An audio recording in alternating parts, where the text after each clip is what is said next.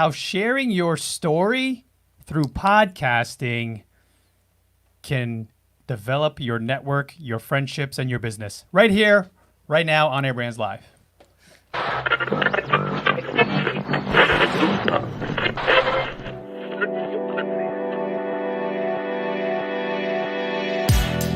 You're now tuned in to the On Air Brands podcast.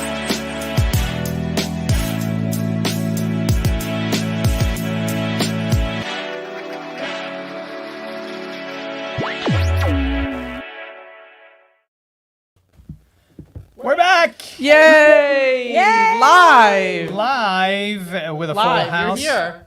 You're I can here, touch we're you. here.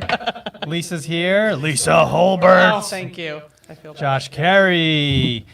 And, of course, me, Devon. And we have with us in studio Pratiti. How are you? I'm doing fantastic. How are you? It's going to be fun. We're going to have an exciting and great time here. Let me just adjust your stuff here. Thank you. It's been a long time since we've actually had a full table. There's actually a full Literally. table right here. Yeah, and it's funny because just a little bit of inside baseball, we normally used a different setup because we've been going virtual and everything is totally different. So then now being in studio, Josh is asking, what is different from last time? Well, we're not using all the old equipment. We're not using all the old software. It's all fused together. So inside is a little bit of working progress in terms of how we fuse the live. Oh, that sounds good. How we fuse the live. Oh, And so it is my mic. it was your mic. Well, I just muted it. Oh, I thank just you. muted it. Yeah. Is that? Yeah, it's your Sounds mic. perfect. I think it's your laptop. But what? But she's through my laptop. I know, so sure that's why you're both echoing. We're both echoing. Yeah. This Not is what anymore. last week we did Oh. behind the scenes. No, This but is I'm truly- muted, so I'm not even heard. Yeah, but we need to unmute you, my friend. I know, but they asked me to. Production asked me to mute myself. Oh, but then how are we going to hear you? You can use my mic. How about I pass the mic like Bob Baker? Was that Barker? Barker. Thank you. Barker.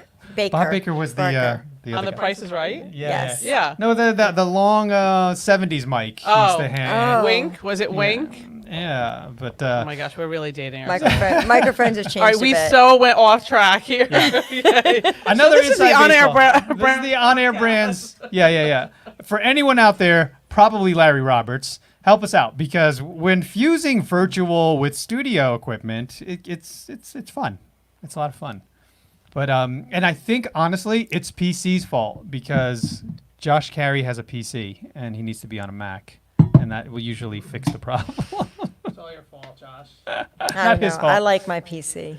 Yeah. I like my PC. We'll test it out. So, what I was saying earlier is the power of podcasting and how it can develop your story and how you can use it really to share what it is you're doing and who you are with an audience, with a community, with people, even when you're not podcasting. And that's how I met Pratiti here. We were networking at our wonderful winery, Renault.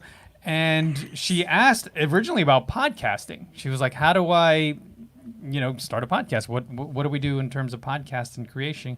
And then it brought us to this. Yeah. I said, why don't you come to one of our events, another one at Yeah. PodMax?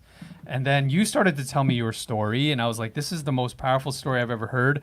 And you should be sharing this with the world. You should be talking about everything you've learned and, just having people connect with you through your story, your personal journey. And it's really sort of a vehicle that can be leveraged Yeah. to create something. I think that's how you make connections everywhere you go. Something that I've always been really good at is connecting with people instantly. And I think the easiest way that anybody can connect with somebody is to just share a piece of yourself, because you'll be so surprised on how quickly somebody will be like, oh, same thing for me too. 11 years ago, I lost my son, and I thought it was interesting because when I talked to other bereaved parents, that was one of the things that really stood out for us is we felt like we had to tell that to somebody the moment we started talking to them, because inherently we thought something must be wrong with us inside, and it's so obvious we better tell people why we're different or we're weird or something's wrong with us. So I think that the moment I would say that, immediately somebody would like give me a hug and be like, I just lost my child a year ago, or they would share with me instantly something tragic that they have been keeping to themselves, and that's an instant connection. So anything that you could share about yourself that's super personal, I think that. Yeah. Something that, I mean, if you think about it, it's so powerful, and it's such a tragedy when hearing your story and other stories like it. And I just wanted to highlight this weird thing about the language, the English language. We do not have a word for that. Like, we have widow, we have widower, we have orphans. You don't have a word for a parent that loses a child. And I think there should be one, I mean, I think Germany or some other countries have a word for this. Really? Well, we have like a bereaved parent. That's what we just call it, bereavement in general. But you're right. There's no like one word. It's almost like we don't want to think about that. Like as Americans, we just don't even want it. So it's too painful. So let's not even come up with a term for it. But yeah. So, but then you were telling me about all the other stuff you were doing, and coming out of that and transitioning and turning into who you are now as powerful business owner and in real estate. And then it was just touching to hear it. And I was like, this needs to be on shows. You need to be sharing. You said with your clients you do as well, right? Yeah. But yeah, it's what are other ways that you sort of see your evolution as it's basically storytelling and sharing? Do you sort of see the podcast platform or other ways when you network? Yeah, being well, able to help? I am not different. I don't think that I'm a special unicorn or anything like that. I think that everybody has things that they go through in their life, through their childhood, and so many times we end up getting stuck there. We think this happened to us, and then that we use to define ourselves, whether it's some trauma that we went through, whether it's some abuse that we went to, whether it's just you didn't get the right amount of hugs when you were growing up, or whatever it is, you got picked on and we got bullied, or whatever those different things are. I think we all go through those types of things, whether you got picked on because they didn't like your hair, you were fat, you were skinny, you were short, whatever it is. I don't think that we actually get stuck while we're in those moments. When you think about, we talk a lot about post-traumatic stress, but we don't really talk about post-traumatic growth. The things that we go through in our lives are things that we could be using as really positive moments, even though we're maybe hurtful at the time. You're actually not traumatized at that time. You're in survival mode, right? If you think about somebody who's in war or somebody who's being viciously attacked or something, they're just getting through it at that moment. It's actually after the event happens that they're trying to process like what happened to me, and almost using that as something to give themselves a reason on why it's okay to just not be who they need to be. You know what I mean? And that's I love part of that the so story much. that It's you so share, true. right? It's part of connecting with people. Exactly. And sharing that story, you're able to connect with people, make the connection, and then take it from there. And just kind of Develop a share how you got relationship. through it, and Right. share, because a lot of times we go through things as children, we don't really have the ability to process it as children. We only start processing it as an adult, and a lot of times we process it intellectually. Now I hear an echo. Yeah. Well, whenever you guys are going to talk, you got to We have- unmute. You guys are going to talk, you got to unmute. Yeah, but are you? Yeah. Yeah, but are you? Okay. Are you? Yeah. Okay. Yeah. Okay. This is live. Okay. This is live. That's what happens when we Technical. roll live. This is it. This is real. Roll live. So This then is This the is it. This first. is real.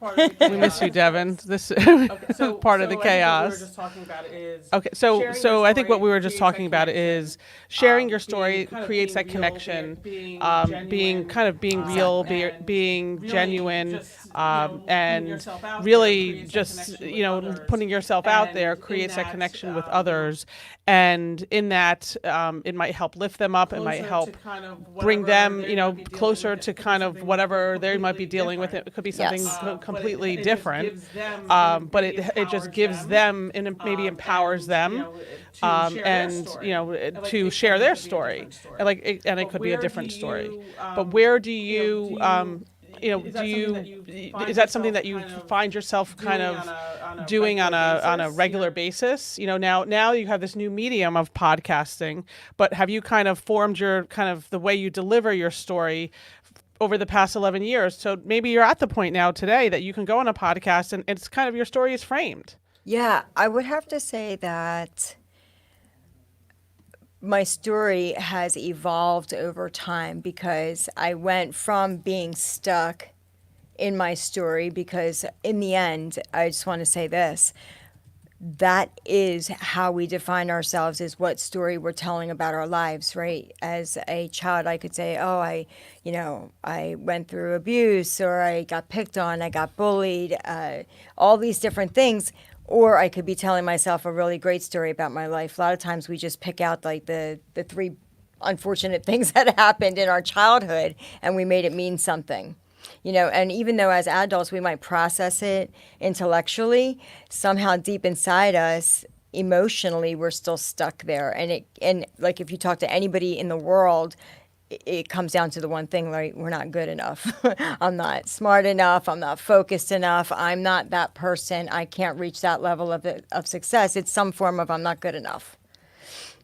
PD, I love that so much. And I think a lot of it is like the vulnerability of you kind of stepping out and sharing that story. And I know like on my end, I struggled with a lot of sexual abuse on my side. And so I felt like when I was able to open up about that and finally talk about it, how many people also struggled through being sexually abused in a different way. And it's almost like in a way, I don't want to say like comforting, but it's like other people know what you're going through and you know what other people are going through and you can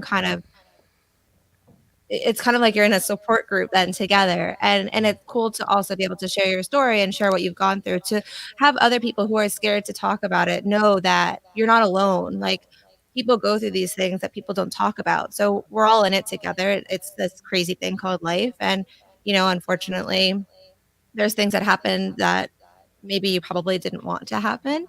But I look at it also as, I'm grateful that that did happen to me, as much as that sounds like crazy, because it made me who I am and it made me so much stronger and it made me realize what is and isn't okay for my body and for who I am and for what I've been through.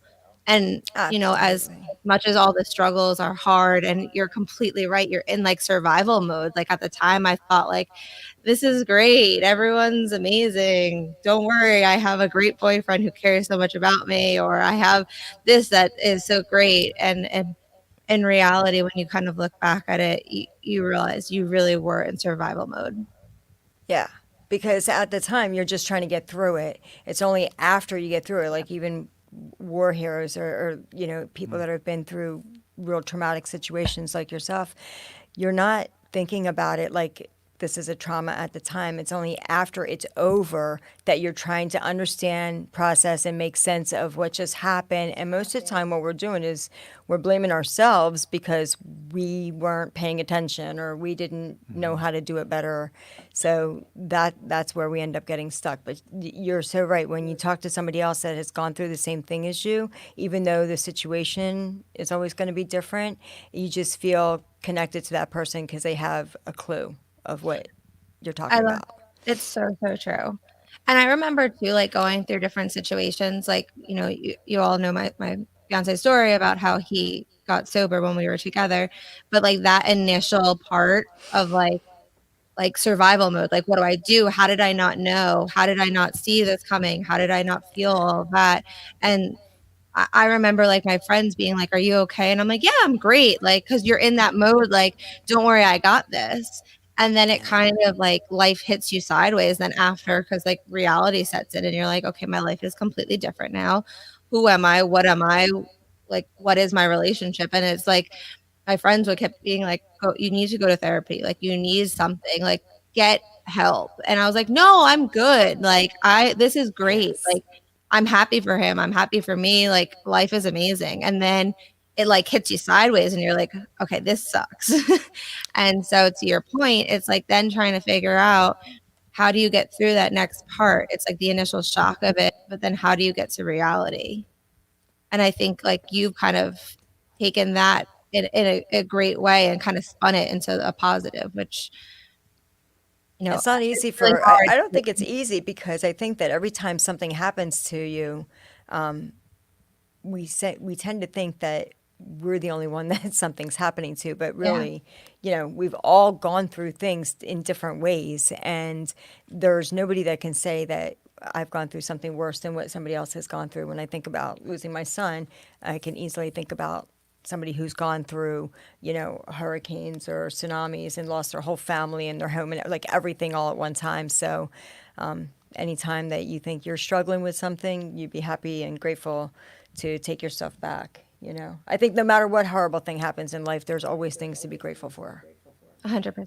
And I think going back to how you initially introduced everything, Eric, was the power of the relationships. right? And by sharing your story, I'm curious, the relationships that you might have formed, and it might have translated to personal development or even business development. You've connected with someone that, that led you down a path that you wouldn't have even thought you would have initially gone down because of this. And Right this here. being here today is an Right here. example. Well, Right one of here. the big mantras and our core beliefs is vulnerability. And, we constantly preach that, especially when we kick off a PodMax event. The very beginning, we talk about, in order for this to be successful all around, for you, for us, for the podcast host, for everyone involved, you have to come in with a level of vulnerability, because then that only creates connection. It only creates trust. It speeds the process of trust, because now people are seeing the example that you're leading through example, and now it's giving them permission to become vulnerable, to share stories, things they don't normally talk about. So when Pratiti and I spoke for well over an hour before our event, I don't know. He's like, I was in set the tone. tears. I was getting very emotional. And the thing is, it's powerful how quickly you can make that connection with somebody, because we are at a human level, beings that want to connect. We are people that want to find like-minded, just a tribe. That's what's ingrained in us. Yes. We have to find a tribe and a community in order to survive. And when you find someone that you vibe with, it's like, come on, let's do this. Let's stay together. And we didn't even want to get off the phone. It was like, let's keep. Oh my God, it's like 2 hours. We got to get back to business. But yeah, it's just powerful. And podcasting is really just one of the vehicles that we use, right? It's really just an excuse for us to get together and have a deep conversation. Yeah, it's powerful.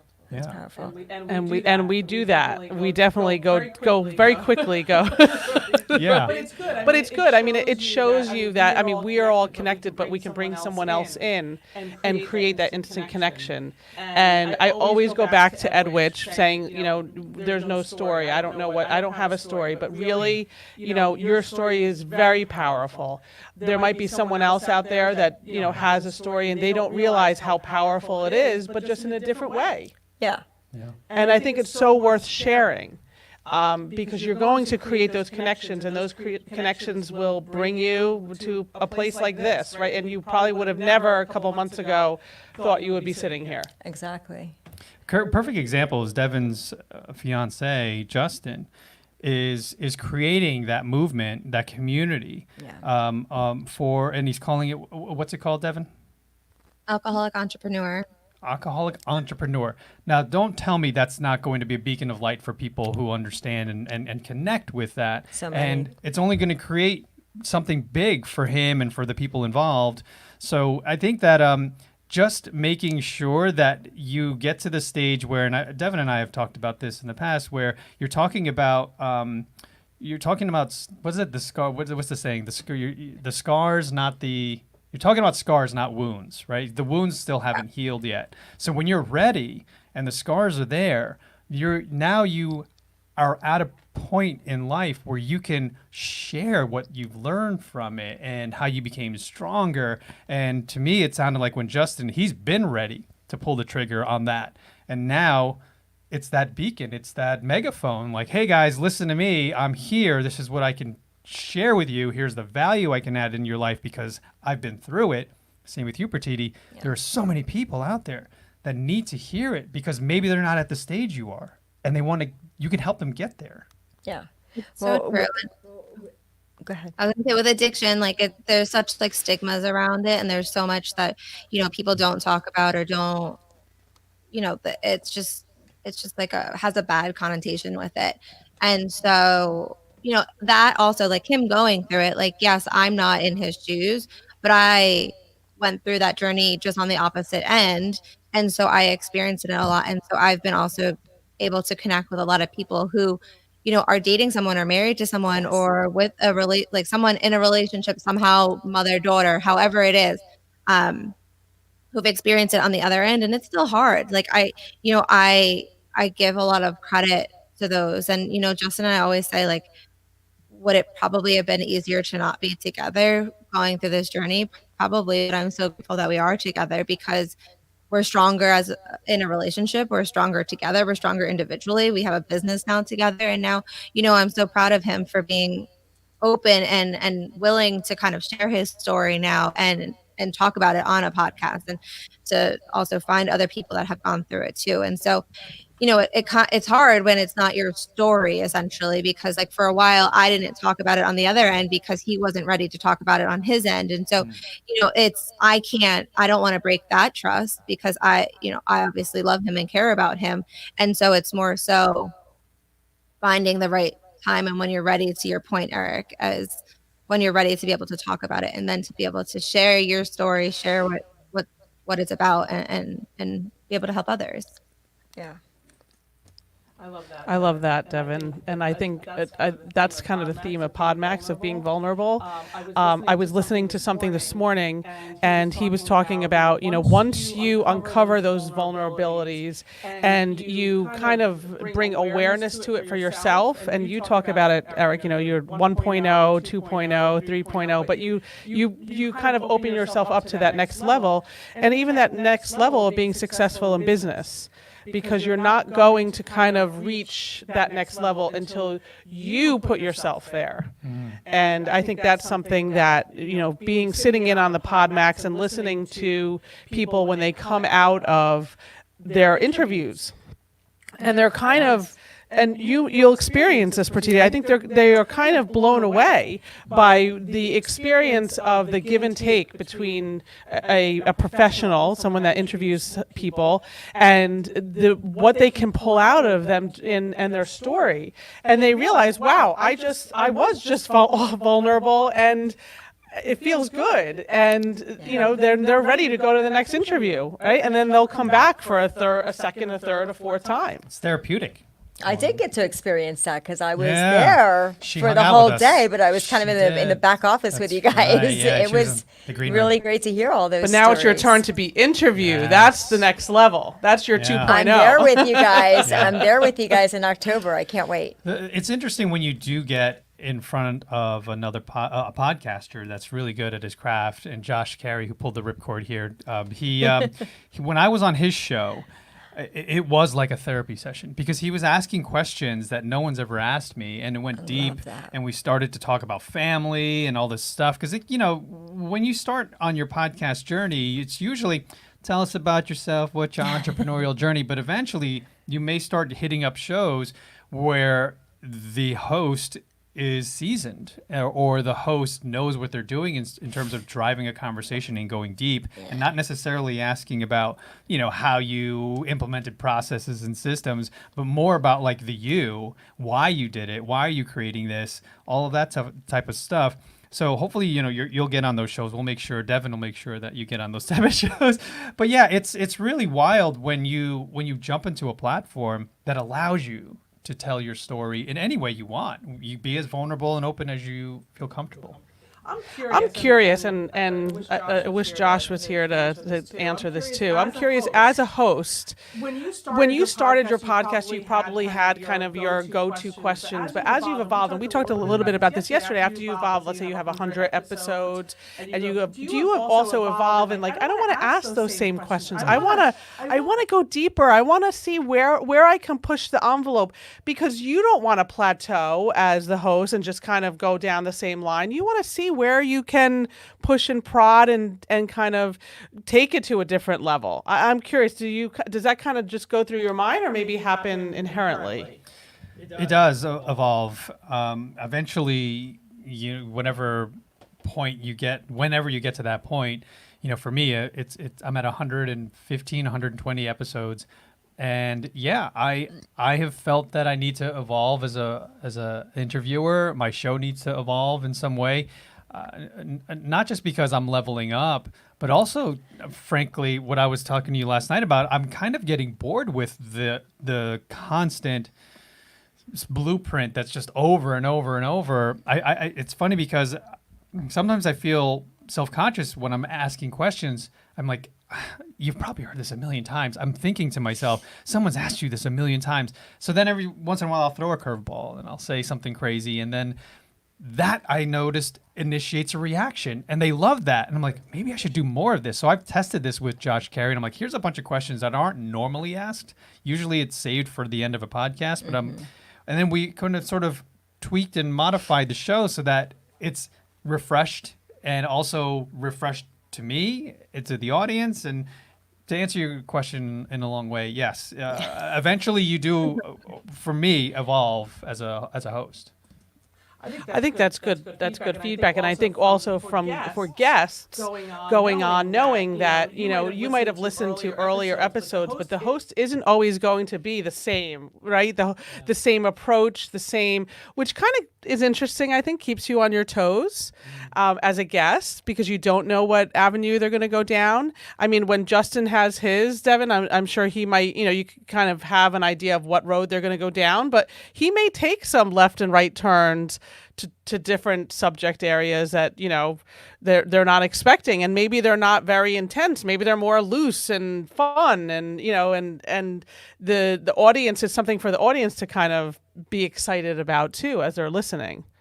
So it'll be interesting to see your experience, Pratiti, when you go and get interviewed, and what your expectation is versus how it all plays out.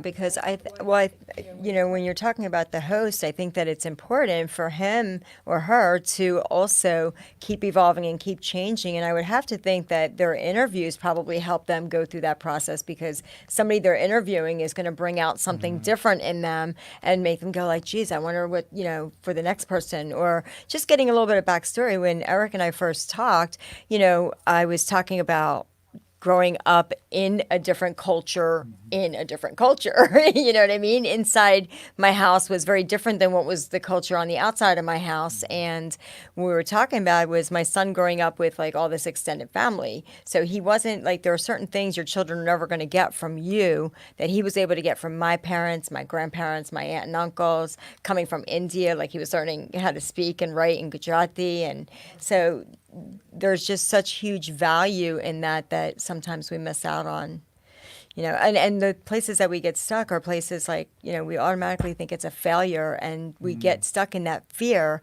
to the point where we just don't do it and don't take the chance and the risk. So then we just fail ahead of time. And I love that idea, because when you think back at like babies walking, like they don't look at it as a failure, right? You don't ever look at a little toddler and go, I don't know, buddy, not looking good for you. Give it up, kid. You're never not looking good for you. Nobody ever thinks that. The kid never ever thinks like falling down is a failure. He doesn't look at you and go, geez, you do that walking thing really good. I don't think I'm going to be able to do it. So he doesn't say, I'll never walk. I'll never walk, right? I'm not doing this. Instead, they fall and laugh. They're like, let's do it again, I love it. I know I always bring this up too, but I love like Sarah Blakely and Jesse Itzler. Like they always they're big on like failure and how failure is such like an amazing thing. And so like at the dinner table at the end of the night, they always say like, what did you fail at today? Or Sarah's dad used to say that to her too. And then look at what she turned into. And so I think it's like what she turned her business into, really. And like I just think it's such like a beautiful thing because people think of it as such like a negative thing, but like really that like it's not a failure. It's just like, okay, maybe it was a mistake, or maybe it didn't go the way that you had thought it, but then moving forward you're going to alter it, and it could be something that's going to be really big and beautiful. And so to your point, like failure has such like a bad like definition of the word, but it's such like a beautiful thing. Yeah, because we're told that if we get an F in school, it's something bad. So we've grown up with failing is the the worst thing that can Oh, happen. yeah. But the truth is, failing at something is only learning how something didn't work, right? Yeah. Like when I think about these two episodes of a podcast that I listened to, and it was on post-traumatic growth and anti-fragility. So when you think of something fragile, it's like breakable, it's weak, be careful, handle with care. And so many of us categorize ourselves as like, oh, we're sensitive, we're fragile. But when you think about the potential to learn and grow and evolve from the negative experiences in our lives, it's like the concept of like I like using the example of our muscles. We have to tear down our muscles in order for them to grow. Or you think of like Niagara Falls. It's from the eroding of the earth, or from the erosion, that you get that beauty. So you can't grow and learn and evolve to like the best version of yourself if you haven't gone through some serious experiences in your life. So I'm grateful for that. I love that. I- It's true. It's very true, and it reminds me, and you bring it back to something that Eric knows. I'm always talking about sports, and the other night there was a basketball game on, and Anthony Davis hit the winning shot at the end. And what he said was, "I want to be in that situation. I want to take the shot, and I want to live with the results. Yes. And if it doesn't go in, I still want to be the one to take it." And that's kind of that mindset of, you miss 100% of the shots you don't take. Absolutely. And that's not easy to get in that mindset, right? It's like, that's a challenge. What do we do to get in that mindset to say, I'm going to try it. And, I want the ball in my hand with the clock ticking down, and I want to be the one to take the shot. That is something that you have to have confidence. Is it preparation? Maybe It's preparation of the mind. It's programming. It's preparation of the mind, because otherwise you're just failing ahead of time. Yeah. And if you think about the definition of failing, it's just not achieving the perceived outcome. That's it. Right. And the concern with others and what they think of you Yes. if you don't achieve it, or Which if goes you right back to the fail. vulnerability. Yeah, it's being okay with failing and not worrying about what other people think, because you know what you're getting out of it and you know what you're going to become out of it. Because taking risks as entrepreneurs and business owners, we know that whatever happens, I'm going to come out on the other side of this a better person. I am going to learn so much through my failures. Whereas kids, the thing is, it's critical. And to go back to your question, Lisa, the first 6, 7 to 8 years of a child's life is critical, because then that's where all of the foundation, all of the operating system, all that stuff has to be set. I was not of that ilk. My parents, failure is not an option, dude. You have to succeed at you need to be number one at everything you do. Talk about pressure. I And I know know. your culture is I know. similar, where it's like number one or I was the nothing. rebel. I was Right? the rebel. You're My like, parents were like, this is like the most horrible child ever. I'm sure of it. Today, my family is like, they love everything I'm doing, because of the fact that I always just went with what I thought. And like just recently, I literally did one of those unblocking of one of my emotional blocks. And what I learned from myself and all the little girls within me was something that they were all grateful for, was the fact that I never doubted their journey, and that I kept on their path and did what I thought was best for me, even though it was kind of against everything in my culture or my family. And it wasn't anything bad. It was just wanting to be independent and strong and outspoken. So Good for you. What were you going to say, Devon? I was going to say, like, Pratiti, you mentioned it before, also like kind of preparation into either failure or preparation into knowing what, and it brought up a story like in my head. And so I've heard Robert O'Neill, the Navy SEAL who killed Osama bin Laden. I've heard him speak a few times, and I think I've also mentioned this, but it was so interesting because they, Navy SEALs, they go through all the preparations of trying to figure out like X, Y, and Z, how this is going to happen, how it's going to go, et cetera, et cetera. And so they were going through, okay, so let's talk about everything that possibly could go wrong and then how we're going to adjust to it. And one of the Navy SEALs, he said, came up and was like, the helicopter is going to crash and we're all going to die, or we're not going to have a helicopter to get out there. And they all were like, oh my God, this is ridiculous. Like, come on, like come up with a better, let's try to figure out another plan F at this point. And what's interesting is that is the exact thing that happened the day of when they went in. And so he was like, I'm so grateful that person brought up that topic and said, what can we do if this happens? Because then they knew exactly how to handle that situation. And so, could you have looked at it as like a failure? Yes. But also it's like preparation and knowing the fact that like whatever you plan for isn't, when I also bring it back to event planning, like no matter what event you plan for, it's not going to run the exact same way that you want it to run. And so it's like, what is that piece that, how can you adjust on your feet? And so, Robert O'Neill talks a lot about if they didn't bring this like situation up, I don't know how we would have reacted, but gratefully we did. We talked about a lot of different situations, and then they killed Osama bin Laden and came back a hero.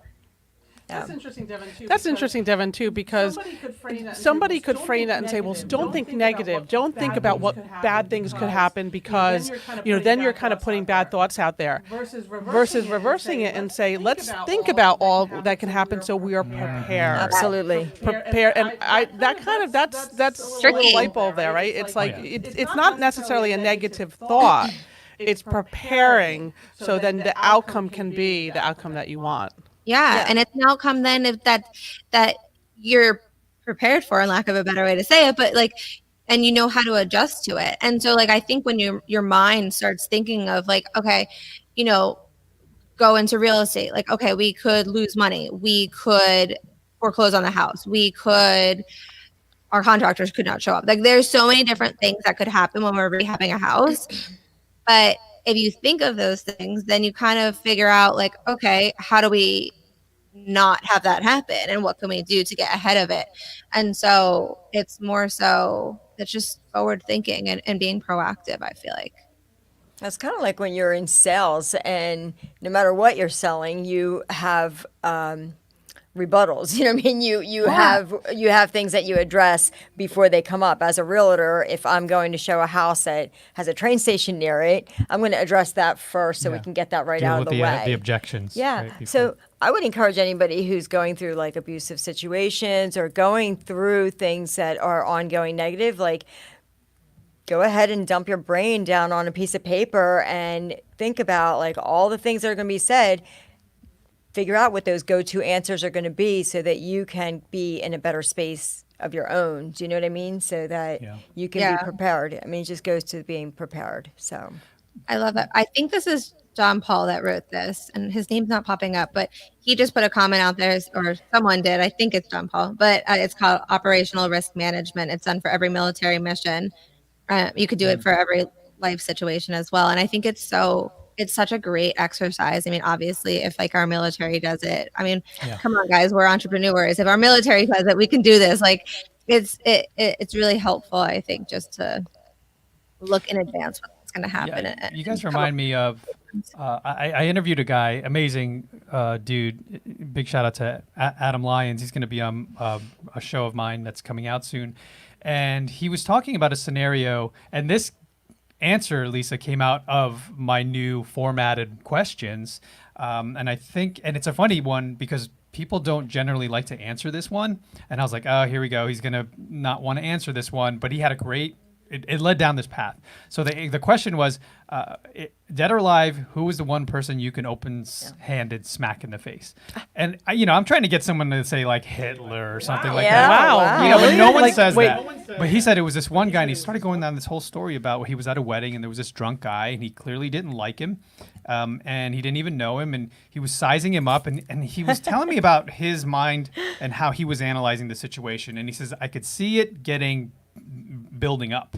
And he said, I started to look around. It was an outdoor wedding, and you got to listen to it. But he talks about like how he's fought, like he's an MMA guy, and he's fought in wet grass before, in the mud. And he says, and that's a difficult situation that not a lot of people have experience in. He goes, because there's certain ways you need to move. There's certain ways if you throw a punch, you have to, your body have to understand how it's going to react in this environment. So it was wet. And it was nighttime, and he says, I started to move into the grass because I knew this guy was going to start something. And then it ended up not happening. But anyway, I started to ask him, like, where does that come from? He was talking about all the little pieces. It reminded me of a story or a book from this author, David Morrell, who wrote First Blood. And when you get into the mind of someone, all the little details, like a CIA or a secret agent, where the watch they're wearing, the shoes they're wearing, tells a story about that individual. And then he told me where it comes from. And he says, an abusive household. I grew up with a father that beat me.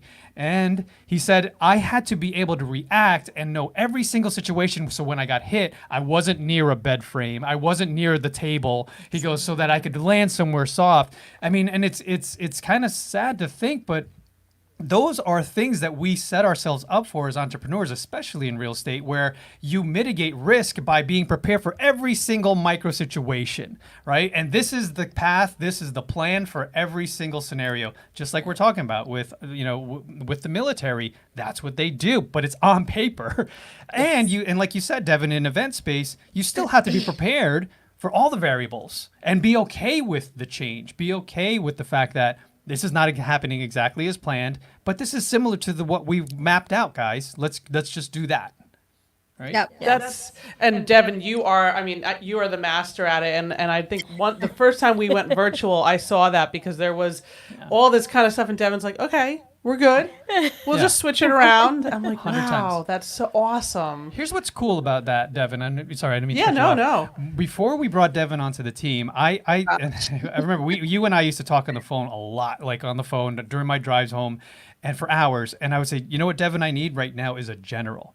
I need a general in the Army that's just going to handle everything and tell me what's happening.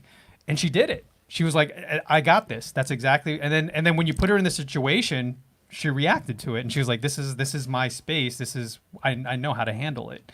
And that's what you kind of need in your business is if you're that general, eventually you're going to have others that help you. I'm looking at that. I saw, I conquered behind you. It's just necessary in business, right? And you got to find the right people on the team to help you build and people that you could trust to take the wheel when you start to freak out.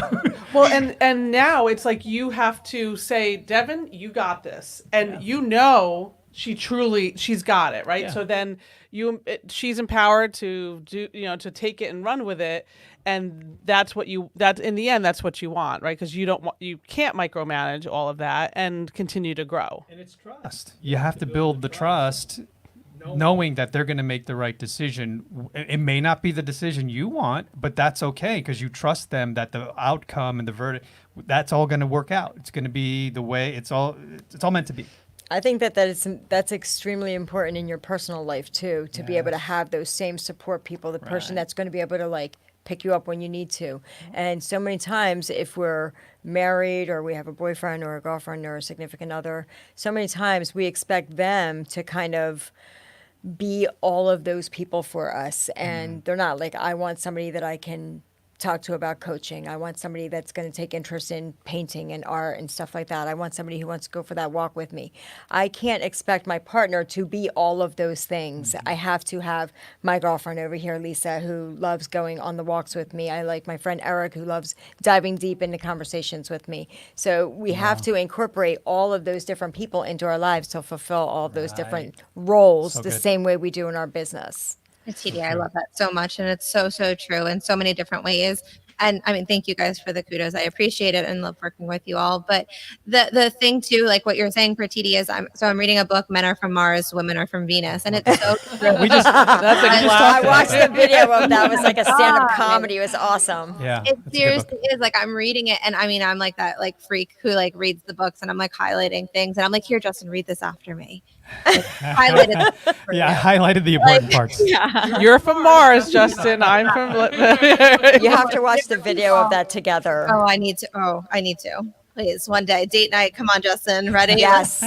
Yeah, it would be fun. Yeah, but it's so true because it's like every person is made up so differently, and obviously men and women are made up differently, and it's so interesting because like I rely on Justin for a lot of things, and half the time he's like, babe, you don't need me. Like this is on, like, you figure this out. You got this. Like, you can run a business. You can do all of this stuff by yourself. You don't need me.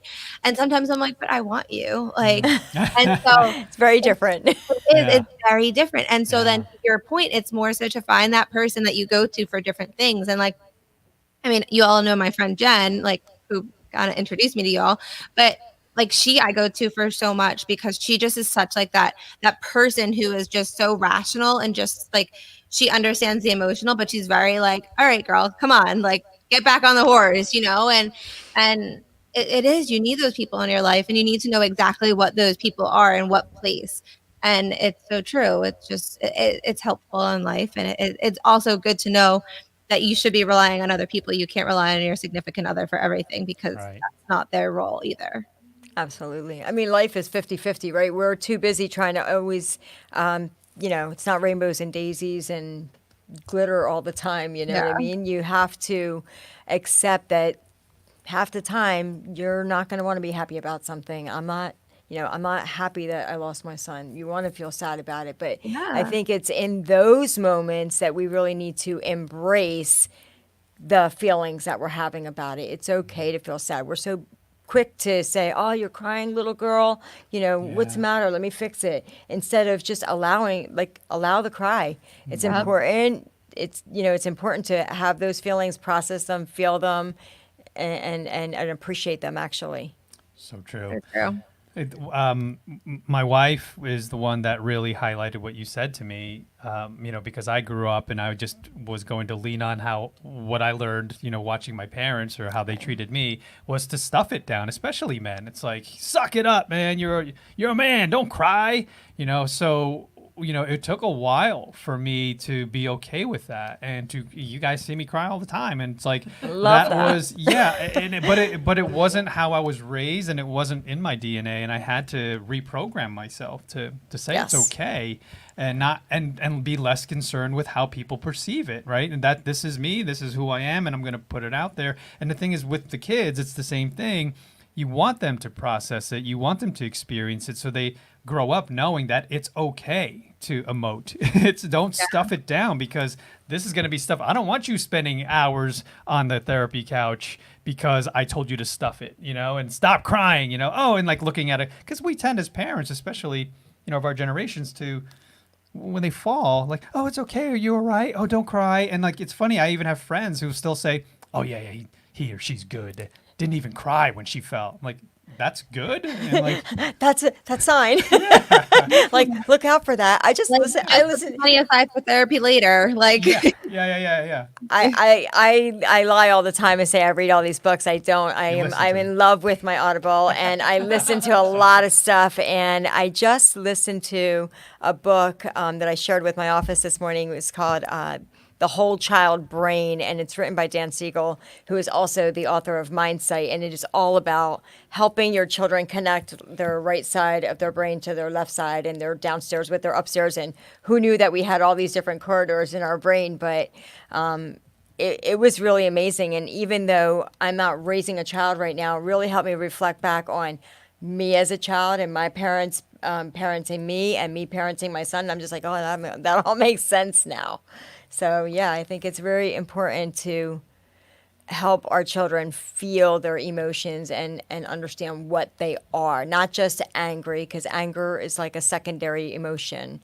you felt something else first. You were hurt, you were insulted, you were jealous, you were, whatever, humiliated, whatever it was, and that wasn't acknowledged, and you went to anger. Something powerful that I heard about anger that Tony Robbins said was anger is really a cry for help. It's someone asking for a solution and they need your help. So if you hear someone yelling at you, think about what is it that they're worried about? What is it that what are they crying out for? Because I can Scared. help here. They're scared. They have a fear. Yeah, there's something there that you can go deep on. And it's really just, and he talks about this all the time. It's either love or anger or love or fear. There's only two emotions and everything stems from those states. So yeah, it helps with empathy and understanding when you think of it in those simple terms. Okay, why is that person yelling? What are they afraid of, right? What is the answer they're looking for? What are they struggling with? Where do they need the help? That's why they're screaming at you. Well, I mean, when you have people who cause a lot of hurt and anger, you can't cause that kind of hurt and pain unless you yourself are in that type of hurt and pain. You know what I mean? Like you're struggling with something, which is why it's coming out outwardly. Yeah. You know. I find that, I don't know if you see this too, Pratiti. Sometimes I'm dealing with clients and they'll react a certain way, or they'll do things that are different or unlike them, or there's just whatever the reaction is. And what I try and do is not react to that. I try and think of, okay, what's prompting it? Like maybe they're in a really bad financial situation, and that's why they're like screaming at me about, that offer is horrible, I can't take it. It has nothing to really do with the offer. It has to do with, the rest of it. Something else. Something like they can't pay they can't pay their bills, or they can't, whatever it is, there's something else driving it. And so you try not to take it personally, but you try and say, okay, let's look at it from the other perspective. I try to help them with that. I try to just ask a little more questions like, why is this important to them? Or why, tell me a little bit more about what you're, and I've actually asked people, it's very easy to say like, oh, how are you doing? But it's a lot different when you say like, how are you feeling? Like, how are you really feeling about something? And they'll tell you, sometimes they don't know how to really figure that out for themselves until you help them with it. I'm curious. You brought something really good up, and we only have 10 minutes left here, 5 minutes. But in your professions, as agents, you often deal with someone during a period of their life that's the most stressful time in their life, purchasing a home, right? Isn't that like number one to death? Like death is second. And sometimes it's the reason they're either purchasing or selling. It could be that. Sometimes it's the reason that they're purchasing or selling. It could be the death of somebody, The birth of somebody. So you got it all wrapped up. Or they're getting married and their parents, they're dealing with the parents, and they're dealing with, both sets of parents. And so there's all these different dynamics. Divorce, that's another really fun one.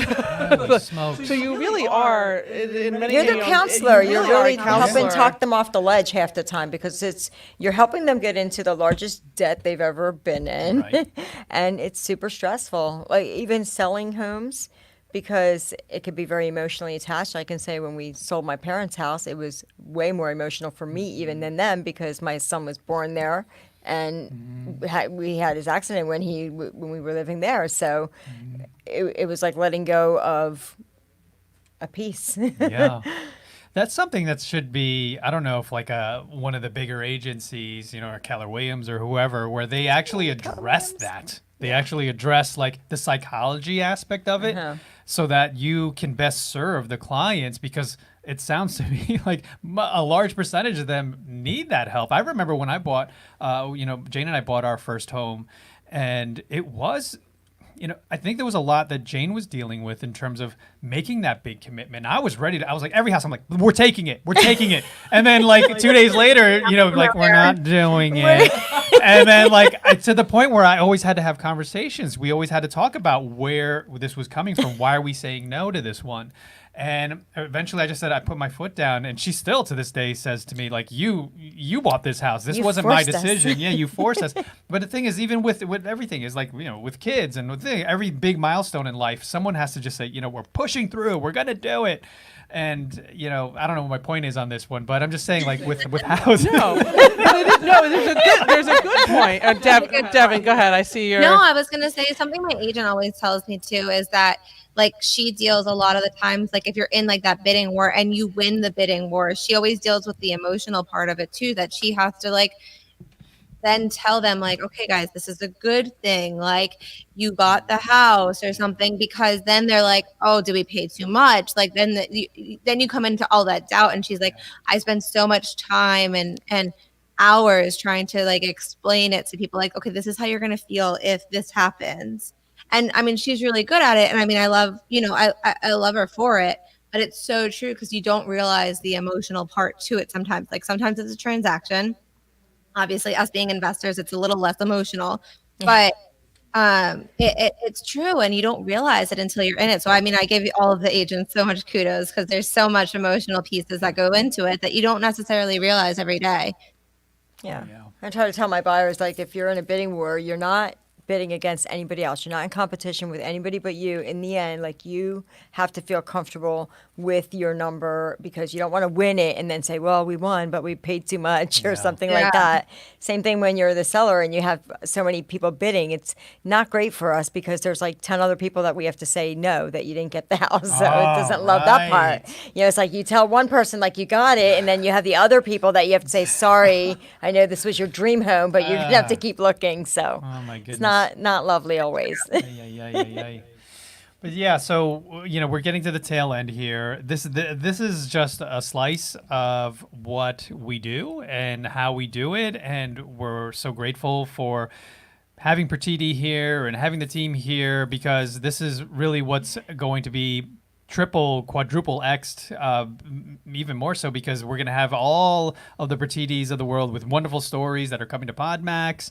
And we're super excited about that event on October 16th because Can't wait. Hal Elrod, who changed my life, hopefully changed your life, and he's going to be sharing all these things that he's been creating. He created a new book called The Miracle Equation. So, I mean, I highly recommend going out there, reading that book so that when October 16th comes, you'll have some questions or answers during the event. So really, really check out podmax.co. That's where we are scheduling and that's basically where the door is for you to walk through and be a part of the event. And we'll get you on a bunch of podcasts as well. But it's funny because we started it out as hey, let's get you on podcasts. But it became so much more. It became an evolution of growing your network and your family and your tribe of people that are really going to help you just elevate on all levels. So check out podmax.co. Hal Elrod's kind of going to be in the house. We have also an amazing workshop with Matt Fear, and I forgot the other gentleman's name, but Josh brought these two amazing people. They're literally on the Ryan Dice stage of Digital Marketer. They're presenting to massive audiences and on how to grow your business. So check that out. Check them out.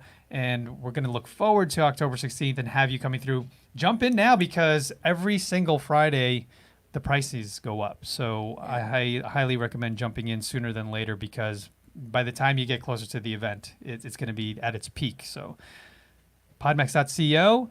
Thank you, Pratiti. Thank you, Lisa. Thank you, Devon. For Thank being you. here. Thank you, Josh. Thank you. And Josh.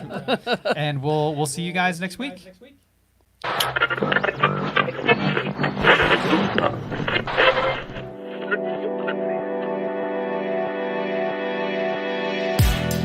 You're now tuned in to the On